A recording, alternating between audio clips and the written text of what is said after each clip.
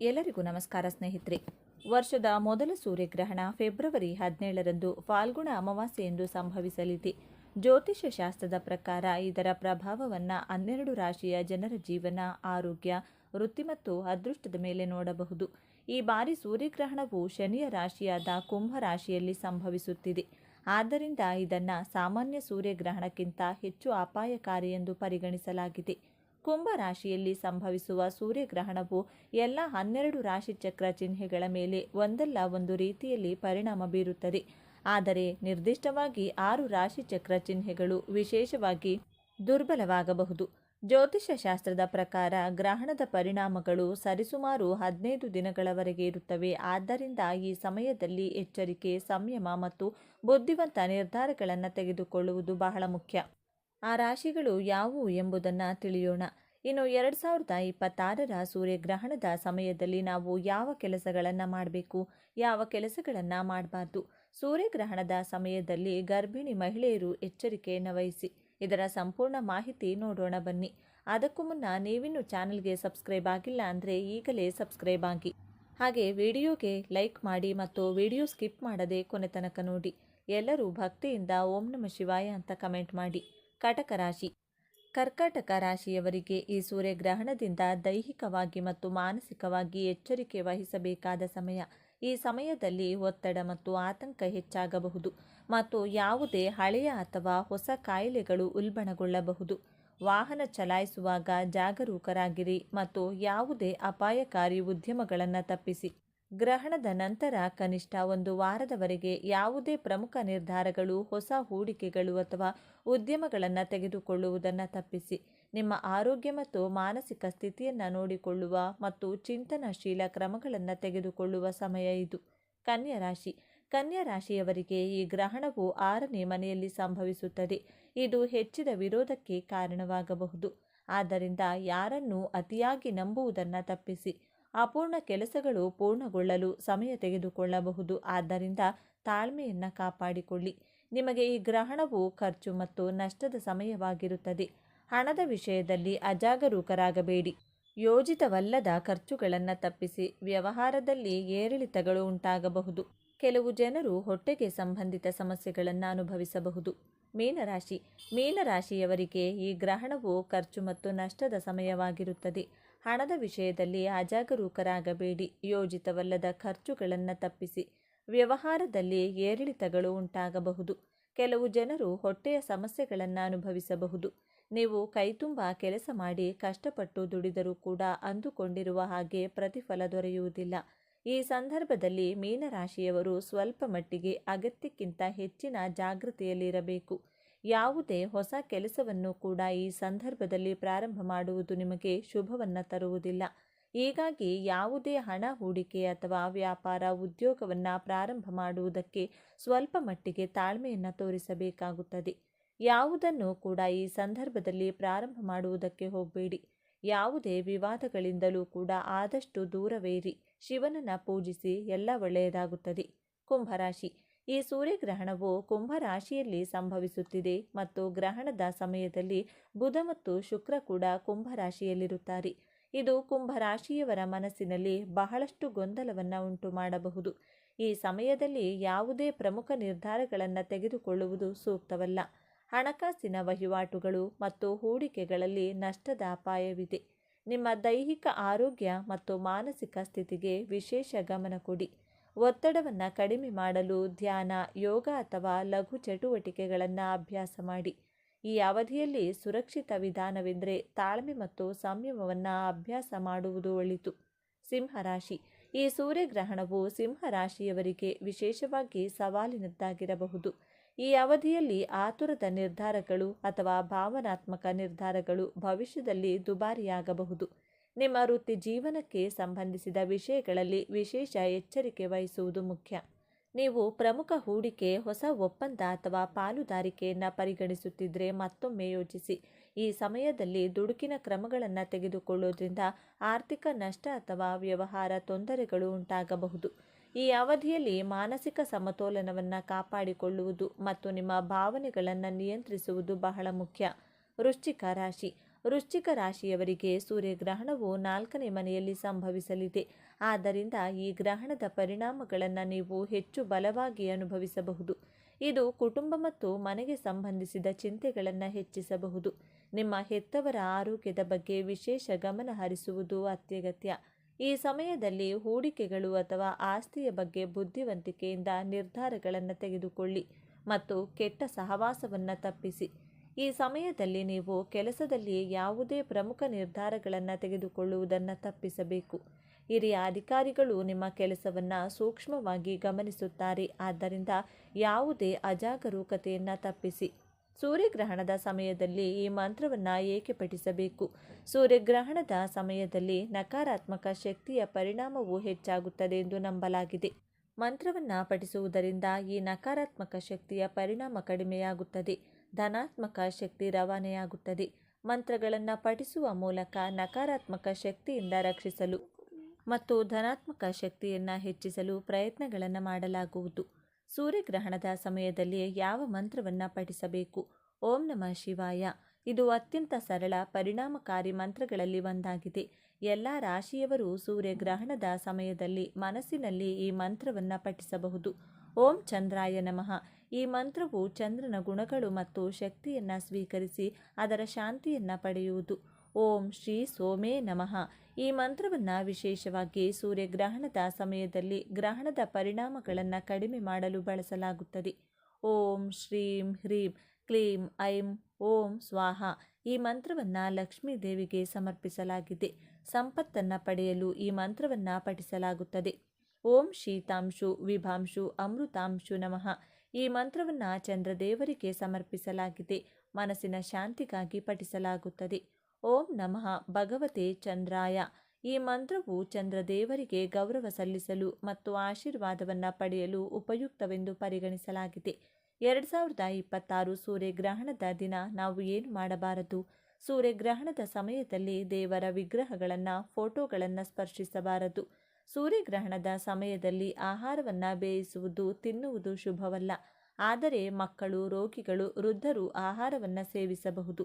ಸೂರ್ಯಗ್ರಹಣದ ಸಮಯದಲ್ಲಿ ದೈಹಿಕ ಸಂಬಂಧ ಹೊಂದುವುದನ್ನು ತಪ್ಪಿಸಬೇಕು.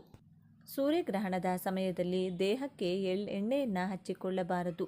ಸೂರ್ಯಗ್ರಹಣದ ಸಮಯದಲ್ಲಿ ಚಾಕು, ಕತ್ತರಿ, ಸೂಜಿ ಮತ್ತು ದಾರಕ್ಕೆ ಸಂಬಂಧಿಸಿದ ಯಾವುದೇ ಕೆಲಸವನ್ನು ಮಾಡಬಾರದು. ವಿಶೇಷವಾಗಿ ಗರ್ಭಿಣಿಯರು ಇದರ ಬಗ್ಗೆ ವಿಶೇಷ ಕಾಳಜಿ ವಹಿಸಬೇಕು. ಸೂರ್ಯಗ್ರಹಣದ ವೇಳೆ ಉಗುರು ಮತ್ತು ಕೂದಲುಗಳನ್ನು ಕತ್ತರಿಸುವಂಥ ತಪ್ಪನ್ನು ಎಂದಿಗೂ ಮಾಡಲು ಹೋಗಬಾರದು. 2026 ಸೂರ್ಯಗ್ರಹಣದ ದಿನ ನಾವು ಏನು ಮಾಡಬೇಕು?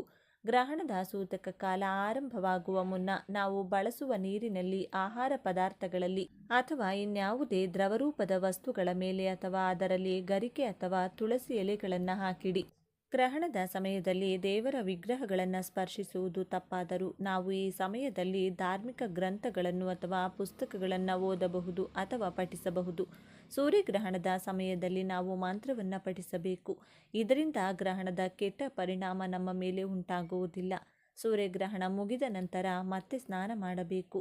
ಸೂರ್ಯಗ್ರಹಣದ ಸಮಯದಲ್ಲಿ ತರ್ಪಣ, ಶ್ರಾದ್ದ, ಜಪ, ಹವನ, ದಾನ ಇತ್ಯಾದಿ ಧಾರ್ಮಿಕ ಕಾರ್ಯಗಳನ್ನು ಮಾಡಬಹುದು. ಗ್ರಹಣ ಮುಗಿದ ನಂತರ ದೇವರ ಪೂಜೆ ಮಾಡಿ ಮತ್ತು ದಾನ ಮಾಡಿ. ಸ್ನಾನ ಮಾಡಿದ ನಂತರ ದೇವರ ಕೋಣೆಯಲ್ಲಿ ಶುದ್ಧೀಕರಿಸಬೇಕು. ಸೂರ್ಯಗ್ರಹಣ ಸಮಯದಲ್ಲಿ ನಾವು ಯಾವುದೇ ಕೆಲಸವನ್ನು ಮಾಡಬೇಕಾದರೂ ಅದರ ಬಗ್ಗೆ ಸರಿಯಾಗಿ ತಿಳಿದುಕೊಂಡು ಮಾಡುವುದು ತುಂಬಾ ಉತ್ತಮ. ಗ್ರಹಣದ ಸಮಯದಲ್ಲಿ ನಿಷಿದ್ಧ ಕೆಲಸಗಳನ್ನು ಮಾಡೋದ್ರಿಂದ ಅಶುಭ ಫಲಗಳನ್ನು ಎದುರಿಸಬೇಕಾಗುತ್ತದೆ. ಹಾಗಾಗಿ ಸೂರ್ಯಗ್ರಹಣದ ಸಮಯದಲ್ಲಿ ನಾವು ಯಾವ ಕೆಲಸ ಮಾಡಬೇಕು, ಯಾವ ಕೆಲಸ ಮಾಡಬಾರದು ಎಂಬುದನ್ನು ಸರಿಯಾಗಿ ತಿಳಿದುಕೊಂಡಿರಬೇಕು. 2026 ಫೆಬ್ರವರಿ 17ನೇ ತಾರೀಕು ಅತಿ ಶಕ್ತಿಯುತವಾದ ಶಿವರಾತ್ರಿ ಅಮಾವಾಸ್ಯೆ ಬಂದಿದೆ. ಜೊತೆಗೆ ಸೂರ್ಯಗ್ರಹಣ ಕೂಡ ಬಂದಿದೆ. ವಿಶೇಷ ಈ ದಿನ ನೀವು ಕೆಲವು ಪರಿಹಾರಗಳನ್ನು ಮಾಡಿಕೊಂಡ್ರೆ ವರ್ಷ ಪೂರ್ತಿ ಶುಭದಾಯಕವಾಗಿ ಶುರುವಾಗುತ್ತದೆಂದು ಪಂಡಿತರು ಹೇಳುತ್ತಾರೆ. ಹಾಗಾಗಿ ಈ ವಿಡಿಯೋದಲ್ಲಿ ನಾವು ಈ ದಿನ ಆಚರಿಸಬೇಕಾದಂಥ ಕೆಲವು ವಿಧಿವಿಧಾನಗಳನ್ನು ತಿಳಿದುಕೊಳ್ಳೋಣ. ಆದರೆ ಅದಕ್ಕೂ ಮುಂಚೆ ನೀವಿನ್ನು ನಮ್ಮ ಚಾನಲ್ನ ಸಬ್ಸ್ಕ್ರೈಬ್ ಮಾಡಿಕೊಂಡಿಲ್ಲ ಅಂದರೆ ಖಂಡಿತ ಈಗಲೇ ಸಬ್ಸ್ಕ್ರೈಬ್ ಮಾಡ್ಕೊಳ್ಳಿ. ಹಾಗೆ ಈ ವಿಡಿಯೋ ಇಷ್ಟ ಆದರೆ ಮರೆಯದೇ ಒಂದು ಲೈಕ್ ಕೊಡಿ. ಎಲ್ಲರೂ ಭಕ್ತಿಯಿಂದ ಓಂ ಶ್ರೀ ಮಹಾಲಕ್ಷ್ಮಿ ನಮಃ ಅಂತ ಕಮೆಂಟ್ ಮಾಡಿ. ಸ್ನೇಹಿತರೆ, ಮೊದಲಿಗೆ ನಾವು ತಿಳ್ಕೋಬೇಕಾಗಿರುವಂತಹ ವಿಷಯ ಏನಂದರೆ, ಈ ದಿನ ಮಹಾಲಕ್ಷ್ಮಿಯ ಜೊತೆ ಶಿವನನ್ನ ಪೂಜಿಸಬೇಕು. ಈ ದಿನ ಶಿವನನ್ನ ಯಾರು ಪೂಜಿಸುತ್ತಾರೋ ಅವರು ಶಾಶ್ವತವಾಗಿ ಪುಣ್ಯ ಫಲವನ್ನು ಪಡೆದುಕೊಳ್ಳುತ್ತಾರೆ. ಅವರ ಜೀವನದಲ್ಲಿ ಸುಖ ಸಂತೋಷ ಶಾಶ್ವತವಾಗಿ ನೆಲೆಯೂರುತ್ತದೆ. ಕಾಲಸರ್ಪ ದೋಷಗಳು, ರಾಹುಕೇತು ದೋಷಗಳು ಹಾಗೂ ಪಿತೃದೋಷಗಳಿಂದ ಅವರು ವಿಮುಕ್ತಿ ಪಡೆದುಕೊಳ್ಳುತ್ತಾರೆ. ಈ ದಿನದಂದು ನಾವು ಯಾವ ಪರಿಹಾರವನ್ನ ಮಾಡಿಕೊಂಡ್ರೆ ವರ್ಷ ಪೂರ್ತಿ ನಮಗೆ ಶುಭದಾಯಕವಾಗಿ ಪ್ರಾರಂಭವಾಗುತ್ತದೆ ಎಂದು ಈಗ ನೋಡೋಣ. ಗೃಹಿಣಿಯರು ಸೂರ್ಯೋದಯಕ್ಕೂ ಮುಂಚೆಯೇ ಎದ್ದು ಮನೆ ಶುಭ್ರಪಡಿಸಿಕೊಂಡು ತಲೆ ಸ್ನಾನ ಮಾಡಿಕೊಂಡು ಶಿವನ ಪೂಜೆ ಮಾಡಬೇಕು. ಈ ದಿನ ನೀವು ಮಾಡುವಂಥ ಶಿವನ ಪೂಜೆಯಿಂದ ಕೋಟಿ ಜನ್ಮಗಳ ಪುಣ್ಯಫಲ ಪಡೆದುಕೊಳ್ಳುತ್ತೀರಿ. ಶಿವನ ಪೂಜೆ ಮುಗಿದ ನಂತರ ದೇವರ ಮನೆಯ ಮುಂದೆ ಕುಳಿತುಕೊಂಡು ಭಕ್ತಿಯಿಂದ 108 ಸಲ ಓಂ ನಮಃ ಶಿವಾಯ ಎಂಬ ಮಂತ್ರವನ್ನು ಜಪಿಸಬೇಕು. ಈ ಮಂತ್ರಕ್ಕೆ ಅಪಾರವಾದ ಶಕ್ತಿ ಇದೆ. ಈ ಅಮಾವಾಸ್ಯೆಯಂದು ಯಾರು ಈ ಮಂತ್ರವನ್ನು 108 ಸಲ ಜಪ ಮಾಡುತ್ತಾರೋ ಅವರಿಗೆ ಅಪಾರವಾದ ಧನ ಸಂಪತ್ತು ಪ್ರಾಪ್ತಿಯಾಗುತ್ತದೆ. ಈ ದಿನದಂದು ಯಾವ ಸಮಯದಲ್ಲಾದರೂ ಸರಿ ನೀವು ಶಿವನ ದೇವಸ್ಥಾನಕ್ಕೊಮ್ಮೆ ತಪ್ಪದೆ ಭೇಟಿ ಕೊಡಲೇಬೇಕು. ಈ ದಿನ ಶಿವನ ದೇವಸ್ಥಾನಕ್ಕೆ ಹೋಗಿ ಅವರ ದರ್ಶನ ಪಡೆದುಕೊಂಡು ಬಂದರೆ ಖಂಡಿತ ಶಿವಾನುಗ್ರಹ ಪ್ರಾಪ್ತಿಯಾಗುತ್ತದೆ. ಈ ದಿನದಂದು ಭೂಮಿಯ ಮೇಲೆ ಹೆಚ್ಚಿನ ಸಂಖ್ಯೆಯಲ್ಲಿ ದುಷ್ಟಶಕ್ತಿಗಳು, ನಮ್ಮ ಪೂರ್ವಿಕರ ಆತ್ಮಗಳು, ನಮ್ಮ ಪಿತೃದೇವತೆಗಳು ಸಂಚಾರ ಮಾಡುತ್ತಿರುತ್ತಾರೆ. ಈ ದುಷ್ಟಶಕ್ತಿಗಳು ನಮ್ಮ ಮನೆಯಲ್ಲಿ ಏನಾದರೂ ಪ್ರವೇಶ ಮಾಡಿದರೆ ನಮ್ಮ ಜೀವನವೇ ಅಲ್ಲೋಲ ಕಲ್ಲೋಲವಾಗುತ್ತದೆ. ಹಾಗಾಗಿ ಈ ದಿನ ರಾತ್ರಿ 10 ಗಂಟೆಯ ನಂತರ ನೀರಿನಲ್ಲಿ ಸ್ವಲ್ಪ ಕಲ್ಲುಪ್ಪು ಬೆರೆಸಿ ಅದನ್ನು ಮನೆಯೆಲ್ಲ ಕೂಡ ಚಿಮುಕಿಸಿಕೊಳ್ಳಬೇಕು. ಹಾಗೆ ಮನೆಯವರೆಲ್ಲ ಕೂಡ ಸ್ವಲ್ಪ ತಲೆಯ ಮೇಲೆ ಚಿಮುಕಿಸಿಕೊಂಡು ಉಳಿದ ನೀರನ್ನು ಹೊಸಿಲಿನ ಮುಂದೆ ಚೆಲ್ಲಬೇಕು. ರಾತ್ರಿ ಮಲಗುವ ಮುಂಚೆ ಮನೆಯ ಮುಖ್ಯದ್ವಾರ ಹಾಗೂ ಕಿಟಕಿಗಳ ಪಕ್ಕದಲ್ಲಿ ಚೂರು ಚೂರು ಕಲ್ಲುಪ್ಪನ್ನು ಹಾಕಿ ನಿದ್ದೆ ಮಾಡಬೇಕು.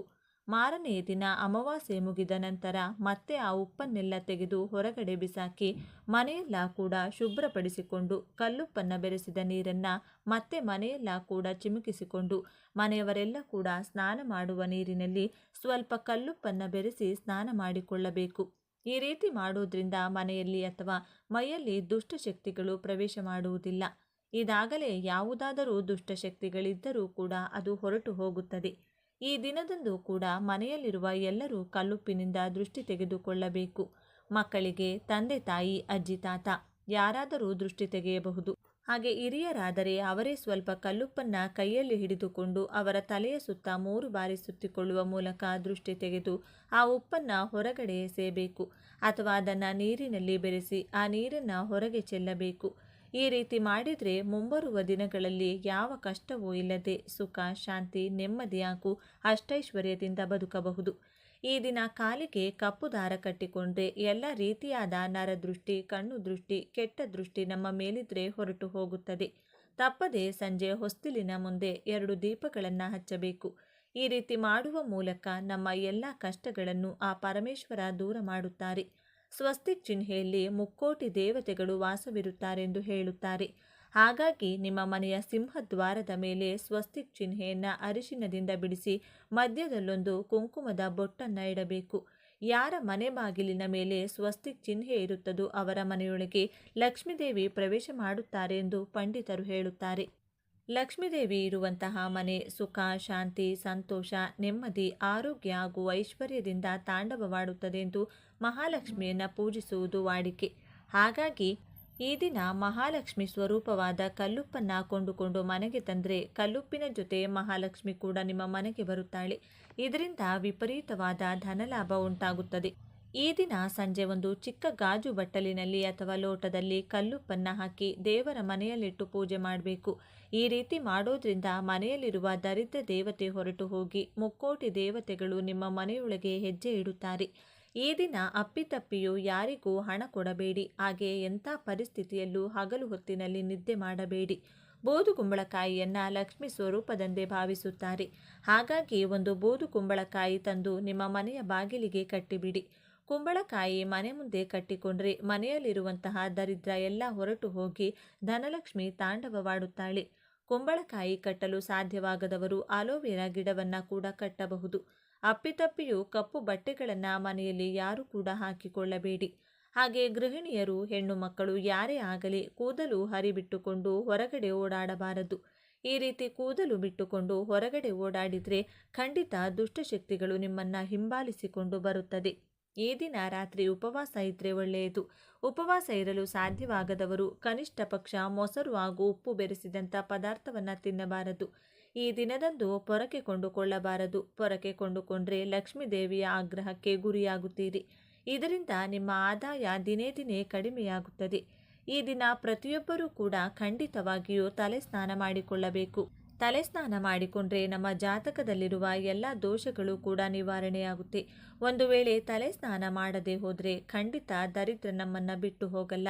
ಅಪ್ಪಿತಪ್ಪಿಯೂ ತಲೆಗೆ ಎಣ್ಣೆ ಹಚ್ಚಿಕೊಳ್ಳಬಾರದು. ಕೆಲವರು ಮಾಂಸಾಹಾರ ತಿನ್ನುತ್ತಾರೆ, ಆದರೆ ಅಪ್ಪಿತಪ್ಪಿಯೂ ಮಾಂಸಾಹಾರವನ್ನು ಮುಟ್ಟಬಾರದು. ಮಾಂಸಾಹಾರ ತಿನ್ನೋದ್ರಿಂದ ಜೀವನದಲ್ಲಿ ಸುಖ ಸುಮ್ಮನೆ ಕಷ್ಟಗಳು ಶುರುವಾಗುತ್ತದೆ. ಪೂಜಾ ಸಾಮಗ್ರಿಗಳನ್ನು ಕೊಂಡುಕೊಳ್ಳಬಾರದು. ಮುಖ್ಯವಾಗಿ ಅಕ್ಕಿ ಹಿಟ್ಟು, ಅಕ್ಕಿ ನುಚ್ಚು, ಗೋಧಿ ನುಚ್ಚು, ಗೋಧಿ ಹಿಟ್ಟನ್ನಂತೂ ಕೊಂಡುಕೊಳ್ಳಲೇಬಾರದು. ಈ ದಿನ ತುಳಸಿ ಎಲೆಗಳನ್ನು ಕೀಳಬಾರದು. ಯಾವ ರೀತಿಯಾಗಿ ಶುಭ ಕಾರ್ಯಗಳನ್ನು ಮಾಡಬಾರದು. ಈ ದಿನ ತಪ್ಪದೆ ಪ್ರತಿಯೊಬ್ಬರೂ ಚಂದ್ರನ ದರ್ಶನವನ್ನು ಪಡೆದುಕೊಳ್ಳಬೇಕು. ಪರಮೇಶ್ವರನ ತಲೆಯ ಮೇಲಿರುವ ಅದೃಷ್ಟ ಚಂದ್ರನದು. ತಲೆಯ ಮೇಲೆ ಚಂದ್ರ ಇರುವ ಕಾರಣ ಶಿವನನ್ನ ಸೋಮೇಶ್ವರ ಎಂದು ಕರೆಯುತ್ತಾರೆ. ಈ ದಿನ ಯಾರು ಚಂದ್ರನ ದರ್ಶನ ಪಡೆದುಕೊಂಡು ಅವರಿಗೆ ನಮಸ್ಕಾರ ಮಾಡುತ್ತಾರೋ ಅಂಥವರಿಗೆ ಎಷ್ಟೋ ಜನ್ಮಗಳ ಅದೃಷ್ಟ ಉಂಟಾಗುತ್ತದೆ. ಕೆಲ ತಲೆಮಾರುಗಳವರೆಗೂ ಕರಗದಂತಹ ಐಶ್ವರ್ಯ ಪ್ರಾಪ್ತಿಯಾಗುತ್ತದೆ. ಈ ದಿನ ಶಿವಲಿಂಗಕ್ಕೆ ಪಂಚಾಮೃತದ ಅಭಿಷೇಕವಾಗಲಿ, ಎಳನೀರಿನ ಅಭಿಷೇಕವಾಗಲಿ ಅಥವಾ ಬರೀ ನೀರಿನಿಂದ ಅಭಿಷೇಕವಾಗಲಿ ಮಾಡಿದರೆ ವಿಶೇಷವಾದ ಫಲ ಪಡೆದುಕೊಳ್ಳುತ್ತೀರಿ. ಇದರಿಂದ ಸಂಪೂರ್ಣವಾದ ಆರೋಗ್ಯ ಹಾಗೂ ಸಿರಿ ಸಂಪತ್ತು ಪ್ರಾಪ್ತಿಯಾಗುತ್ತದೆ. ಈ ದಿನ ಉಪವಾಸ ಇದ್ದರೆ ಬೇಡಿದ ಎಲ್ಲ ಕೋರಿಕೆಗಳು ಬೇಗನೆ ಈಡೇರುತ್ತದೆ. ತಲೆಸ್ನಾನ ಮಾಡಿಕೊಂಡ ನಂತರ ಅರಳಿ ಮರಕ್ಕೆ ನೀರು ಹಾಕಿ ಬಂದರೆ ತುಂಬ ಒಳ್ಳೆಯದು. ಈ ರೀತಿ ಮಾಡಿದರೆ ಪಿತೃದೋಷ ನಿವಾರಣೆಯಾಗುತ್ತದೆ. ಯಾರ ಜಾತಕದಲ್ಲಿ ಪಿತೃದೋಷ ಇರುತ್ತೋ ಅಂಥವರು ಅನೇಕ ರೀತಿಯಾದ ಕಷ್ಟಗಳನ್ನು ಅನುಭವಿಸುತ್ತಿರುತ್ತಾರೆ. ಜಾತಕದಲ್ಲಿ ಪಿತೃದೋಷ ಇರುವವರು ಈ ದಿನ ಬೆಳಗ್ಗೆ ತಲೆ ಸ್ನಾನ ಮಾಡಿಕೊಂಡು ಅರಳಿ ಮರದ ಮುಂದೆ ಒಂದು ದೀಪ ಹಚ್ಚಿ ಮರದ ಮುಂದೆ ಕುಳಿತುಕೊಂಡು ಕೈಯಲ್ಲಿ ಸ್ವಲ್ಪ ಕಪ್ಪು ಎಳ್ಳನ್ನು ಹಿಡಿದುಕೊಂಡು ನೀರು ಹಾಕುತ್ತಾ 3 ಬಾರಿ ಎಳ್ಳನ್ನು ಮರಕ್ಕೆ ಅರ್ಪಿಸಬೇಕು. ಬಳಿಕ ಮರದ ಸುತ್ತಲೂ 7 ಪ್ರದಕ್ಷಿಣೆ ಹಾಕಿ ನಮಸ್ಕಾರ ಮಾಡಿಕೊಂಡು ಬಂದರೆ ಪಿತೃದೋಷದ ಜೊತೆ ಎಲ್ಲ ರೀತಿಯ ದೋಷಗಳು ಕೂಡ ಹೊರಟು ಹೋಗುತ್ತದೆ. ಈ ದಿನ ಅರಳಿ ಮರದಲ್ಲಿ ನಮ್ಮ ಪೂರ್ವಿಕರು ವಾಸವಿರುತ್ತಾರೆ ಎಂದು ನಮ್ಮ ಶಾಸ್ತ್ರಗಳು ಹೇಳುತ್ತವೆ. ಹಾಗಾಗಿ ಈ ರೀತಿ ಅರಳಿ ಮರಕ್ಕೆ ಸಮರ್ಪಿಸಿ ಪೂಜೆ ಮಾಡಿ ಪ್ರದಕ್ಷಿಣೆ ಹಾಕೋದ್ರಿಂದ ಮುಕ್ಕೋಟಿ ದೇವತೆಗಳ ಆಶೀರ್ವಾದದ ಜೊತೆಗೆ ನಮ್ಮ ಪೂರ್ವಿಕರ ಆಶೀರ್ವಾದ ಕೂಡ ಪಡೆದುಕೊಳ್ಳಬಹುದು. ಈ ವಿಡಿಯೋ ನಿಮಗೆ ಇಷ್ಟ ಆದರೆ ಲೈಕ್ ಮಾಡಿ, ಶೇರ್ ಮಾಡಿ. ಇಂಥ ಹೆಚ್ಚಿನ ಉತ್ತಮ ಮಾಹಿತಿಗಳಿಗಾಗಿ ತಪ್ಪದೇ ನಮ್ಮ ಚಾನಲ್ನ ಸಬ್ಸ್ಕ್ರೈಬ್ ಮಾಡಿಕೊಳ್ಳಿ. ನಾಳೆ ಮತ್ತೊಂದು ವಿಡಿಯೋದೊಂದಿಗೆ ಪುನಃ ಭೇಟಿಯಾಗೋಣ. ಧನ್ಯವಾದಗಳು.